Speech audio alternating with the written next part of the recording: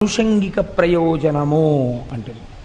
అంటే గొడుగు పట్టుకుని వెళ్తున్నవాడు ఎండగా ఉందని విడుతుండగా వాన కురిసినా రక్షింపబడినట్టు, ఆవు గుళ్ళోకి వెడితే ఆవుని పట్టుకుందామని వెళ్ళినవాడు ఆవు గుడి చుట్టూ పరిగెడితే ఆవు కోసమని గుడి చుట్టూ పరిగిన వాడికి ప్రదక్షిణ పుణ్యం పడ్డట్టు.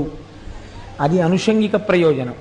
ప్రధాన ప్రయోజనం ఏమిటి? భక్తి వల్ల ఈశ్వరుడు ఉన్నాడు అని నమ్మకం కలగడం కదండి. పరమభక్తులైనటువంటి వారు ఈశ్వరుడి వల్ల రక్షణ పొందుతారు. ఇప్పుడు మీకు ఎలా ఈశ్వరుడు ఉన్నాడన్న భక్తి కలుగుతుంది? ఈశ్వరుడు ఉన్నాడు అన్నటువంటి విషయం తేటతెల్లం కావాలంటే భక్తుల యొక్క భక్తియే సాధనము.